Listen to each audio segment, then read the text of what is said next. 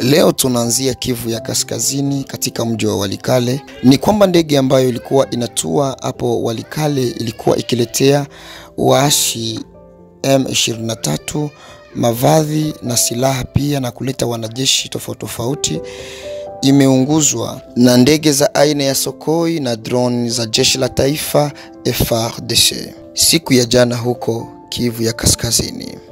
Kwa mujibu la gazeti la habari la Actualite.cd lenye kuchapishwa mjini Kinshasa, ni kwamba ndege hiyo imetua na kumaliza shughuli zake zote, na wakati ilikuwa inaanza paa angani ndipo ndege za kivita za taifa zilikuja na kuanza kushambulia ndege hiyo mara moja kwa kutupia mabomu na silaha kali, na ndege hiyo ikapata kuungua. Na huko katika Kivu ya Kusini pa Uvira ni kwamba hata kama sisi ni raia, tuna haja ya kusikia operation zimeanzishwa, Kamanyola imetekwa na sehemu zingine, na sio kubaki kimya hivi, ambapo ameomba jeshi la taifa FARDC na wazalendo kufanya hatua kwa ajili ya haya mambo ambayo yanaendelea kujitokeza katika nchi ya Kongo. Kwa nini kubaki kimya? Kwa nini kutozungumza neno, kutokufanya hatua kwa ajili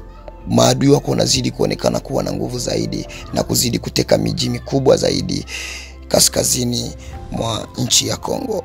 Ndivyo amesema notable vya dunia Mashaka, ambaye ameomba jeshi la taifa FARDC pamoja na wazalendo kufanya hatua sasa. Katika mazungumzo yake aliyoyafanya na Tanganyika FM, mwanasiasa huyo wa Uvira amesema mpaka sasa bado anaendelea kufanya hatua ya kuwaomba viongozi juu ya kuanza operation ya kuwasaka wahasi hao M23 maeneo yote ya Kivu Kusini.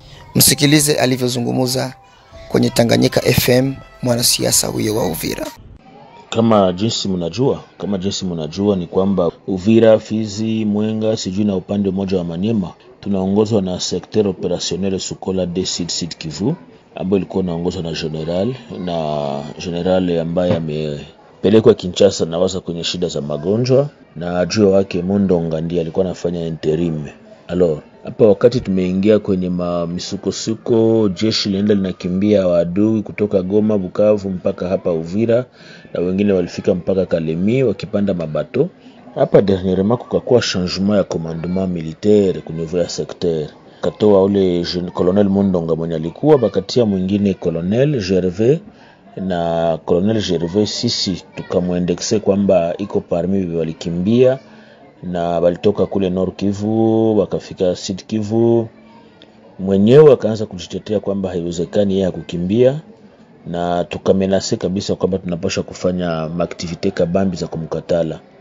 Ndipo aliomba vice gouverneur aite reunion kabambi, na ile reunion tulikuwa mule tukakamata parole kama ba representant ya population civile ya Sud Kivu. Tukasema kwamba kila mwanajeshi ambaye alikimbia vita sisi hatumtaki.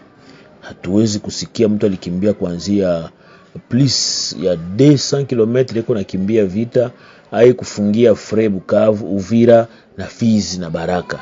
Sisi hatuwezi kukubali ile. Basi vice gouverneur akasema hapana. Kisha yeye commandant secteur mwebalitia kwa interim bwana Gervais Kambale kujiexpliquer. Wazee wakasimama wakasema hapana, hivyo amejiexpliquer kwamba haiko yeye, na anatuambia tumpatie wakati ya kujipanga, hata tuonesha kwamba yeye ni mwanajeshi wa kamili ku front, tumpe muda. Sasa nitafuta kuambia watu kwamba tunaeneza 3 semaines depuis ile wakati, na mpaka sasa tudaona lolote. Tuko tunasikia tu habari kwamba naona walipatia bazalendo silaha kidogo, walipatia bazalendo silaha waende wapigane. Ameongeza na kusema kwamba FARDC ina mchango mkubwa sana kwa ajili ya kukomboa miji ambao tayari imeshabanwa kama vile Kamanyola, Goma, Bukavu na ingine miji tofauti ambao tayari imetekwa na waasi M23. Msikilize mwanasiasa huyo wa Uvira vya dunia Mashaka. Mais mzalendo yeye pekee hawezi kupigana bila renfort ya FARDC. Ça il faut mettre en tête parce que M23 ni jeshi ambalo linaunga mkono na nchi sawa ya Rwanda. Na Rwanda iko na community kipande ya community international nyuma yabo kiniki kinawapatia silaha. Na mzalendo wa kwetu mwanatoka Fizi, Baraka, Uvira hata aende Bukavu na hana dawa, hana chakula na hana renfort. Hakuna vita bila renfort. Sisi ile haiwezi kuwezekana. Basi tumesha kawia. Nikaita kwenye radio hapa Uvira nikasema kwamba colonel anatukawiza, alitupatia promesse ya kuanza maoffensive, mpaka leo hakuna lolote. Nikaambia watu kwamba nitaenda kumuona governor. Nikaenda kumuona governor akasema tutaangalia, mwache tuone namna gani tutafanya, na ndio tuko tunasubiri mpaka leo promesse ya gouverneur ya kusema kwamba anaweza tena kumuita Colonel Gervais. Na wao ni serikali, na wote tuko tunawatilia macho kuwaza labda wanaweza kufanya quelque chose dans ce sens pour que FARDC bouge na wazalendo wa bouge pour que wakamate Bukavu na Goma. Na tulikatala sisi ile cessez-le-feu ya kusema kwamba kulikuwa cessez-le-feu sisi hatuioni, kwa sababu tuko tunaona kwamba kuna kuwa deal katikati ya Felix na bwana Kagame. Kuna kwa mambo yao ya business ambao wanakuwa ndani, kwa sababu haiwezekani waite leo tunasema cessez-le-feu na kesho Walikale ikamatwe na waasi. Ile inakuwa ni kutudanganya na kutupotezea muda. Ndio maana tulisema kwamba lazima tujikamate en charge. Msafara wa wazalendo umeingia kwenye operation ya kupokonya silaha kuanzia eneo la Mizimu. Siku ya 3 jioni waliwasili katika kijiji cha Mwayenga kwa malengo ya kupokonya silaha iliyosababisha usalama mdogo katika kijiji hicho. Baadhi ya wanaharakati wa kijiji hicho walikemea tukio hilo mara moja. Mmoja wao aliripoti kwenye Tanganyika FM na kusema kwamba inawezekanaje waendelee kushambuliana wao kwa wao wakati ni watu wa serikali moja. Katika kisanga cha Ubwari ndani ya kijiji cha Mwayenga, precisement hapa Mwayenga, jana siku ya 3 tariki 26 mwezi wa 3 mwaka wa 2025, kijiji kiliweza kuingiliwa na kikundi cha wazalendo waliokuwa wakiongozwa na kamanda Anyemba.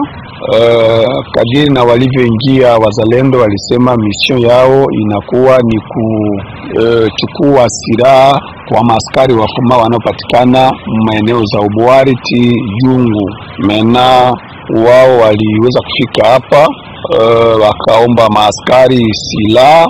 Maaskari wa mmoja akatoa silaha yake, mwingine akatoa silaha yake, mwingine mmoja kwa vile mwenyewe anaresiste kutoa silaha.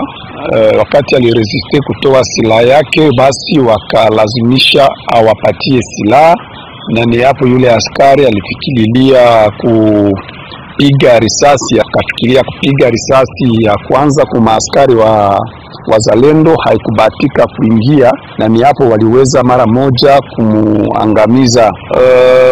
Kule chini kulikuwa mwingine askari ambaye alikuwa anachunga silaha ya mwenziwe, na wakati yeye alipana yake ya kwanza akarudia tena mnyumba kusudi aende kuriposte na ile silaha ya mwenzake yeye alikuwa anamchungia.